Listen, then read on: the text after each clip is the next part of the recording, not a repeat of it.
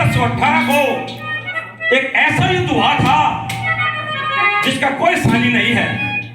ऐसी इतिहास में कोई दूसरी घटना नहीं है। एक तरफ 500 महार सैनिक और दूसरी तरफ लंबी चौड़ी 28,000 पेशवाओं की सेना। साथियों, क्यों हुआ था वो युद्ध? पेशवाओं ने, जब पेशवाओं का राज था तो जो महार थे उनके ऊपर इतने जुल्म जैद के अन्याय अत्याचार किए कि उनके गले में मटका डाल दिया और पीछे झाड़ू। जब थूकोगे तो उसके अंदर और पैर भी तुम्हारे मिट्टी रहने चाहिए। किसी सवन का अगर उसमें पैर पड़ गया तो वो अपवित्र हो जाएगा। हमारी माताओं बहनों के स्वतंत्र ढकने का अधिकार नहीं था, उनके ऊपर टैक्स लगाया जाता था। और अंग्रेजों की फौज में जैसे भर्ती हो गए तो उन्होंने कहा कि भाई पेशवाओं को यहां से भगाना है। तो सिद्धनाथ ने बाजीराव पेशवा से एक प्रस्ताव का विचार किया कि साहब, आप हमारे ही देश के हो और हम आपके साथ युद्ध नहीं करना चाहते। अंग्रेज चाहते कि आपके साथ युद्ध किया जाए। अगर आप हमारे को अपने धर्म में मान सम्मान देते हो तो हम आपके साथ मिलकर अंग्रेजों को यहाँ से खदेड़ देंगे। लेकिन बाजीराव पेशवा ने कहा कि तुम्हारी क्या औकात है, धूल के कणों से भी तुम्हारी कम हैसियत है और तुम हमारे साथ युद्ध करने की बात करते हो। हम अपने धर्म में सुई की नोक के बराबर भी तुम्हारे को मान सम्मान नहीं देंगे। जैसा तुम्हारा मान सम्मान है वैसा ही रहेगा। इस पर सेनापति सिद्धनाथ ने कहा कि तुमने अपनी मौत को बुलावा दे लिया है। और साथियों, 1 जनवरी 1818 को भीमा नदी के किनारे वो युद्ध हुआ और 500 महारों ने गाजर मूड़ी की तरह पेशवाओं को काट कर और एक नए युग की शुरुआत की। तो इससे ये संदेश आता है कि किसी को ज्यादा नहीं सताना चाहिए।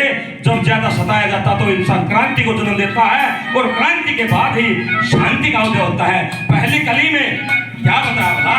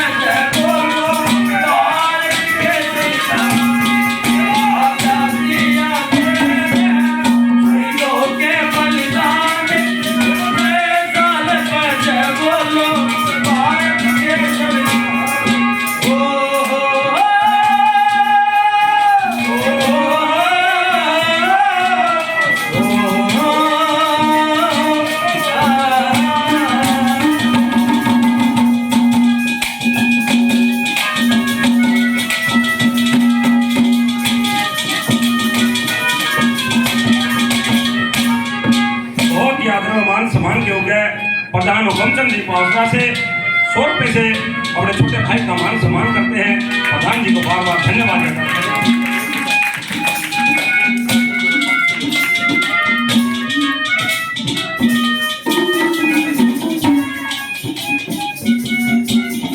बहुत ही आदर का मान सम्मान के योग्य हमारे बड़े प्रधान जी सत्यवान भाटिया जी 100 रुपए से अपने छोटे भाई का हौसला बढ़ाते हैं। प्रधान जी को बार बार धन्यवाद देता हूं। धन्यवाद।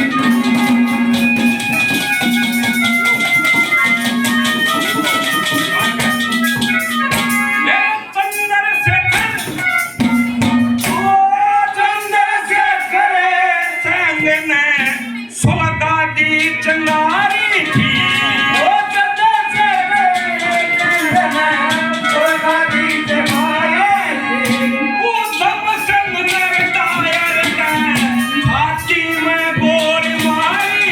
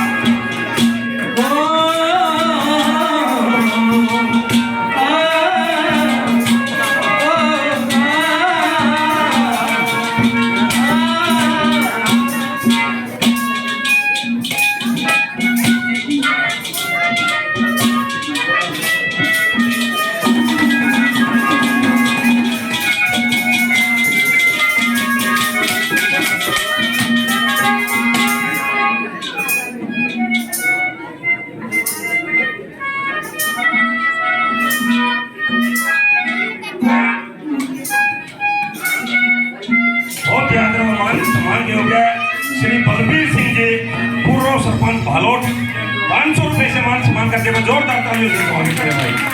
और निरंजन के घरवाले जी 500 रुपए से 100 रुपए से मान सम्मान करते हैं। जिन जिन माताओं ने बहनों ने भाई स्वागत किया है, सबका नाम नहीं बोला जाए तो भाई गलती की माफी दो, सबका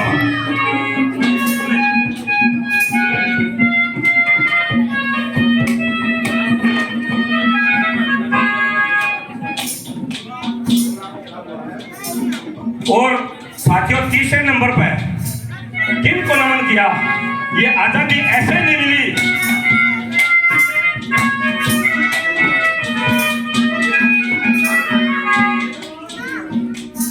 कुलदीप राज जी 500 रुपए से मान सम्मान करते हैं, पार्टी का सम्मान बढ़ाते हैं। कुलदीप राज जी को बार बार धन्यवाद देता हूँ। ये मेरी माता जी शकुंतला देवी जी 100 रुपए से आशीर्वाद देती है। माता जी के चरणों में नमन किया जाता है। धन्यवाद। साथियों तीसरे नंबर पर इस नारी शक्ति के लिए राष्ट्रपिता ज्योतिबा फूले और माता जी सावित्रीबाई फूले, ये मेरी बहनों, हम कर्ज नहीं उतार सकते उस माता सावित्रीबाई फूले का और राष्ट्रपिता ज्योतिबा फूले का।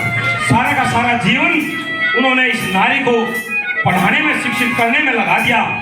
क्या बताया तीसरी कली में?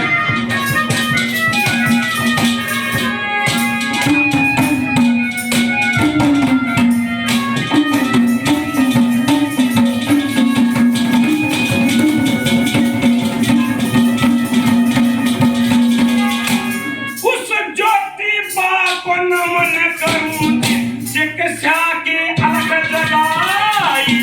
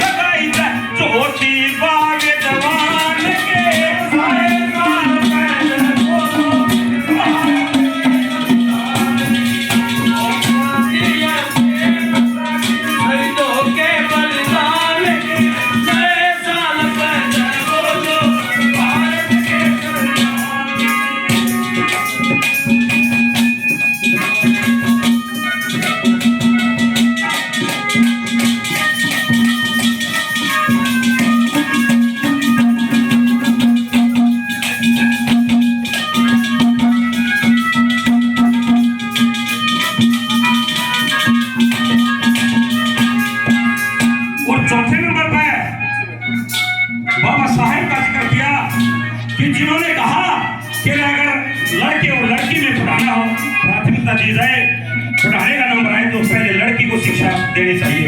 क्योंकि अगर लड़का पढ़ेगा तो केवल एक व्यक्ति पढ़ेगा और लड़की पढ़ेगी तो 2 परिवार पढ़ेंगे। तो इस देश में शोषण किया नारी का सबने अगला जानकर, अरे ताड़ना उसे देते रहे, सब नीच उसको मानकर दानी और धर्मी बने। यहाँ नारियों का दान कर, अरे नारी को मुक्ति दिलाई भीम ने यहाँ आनकर।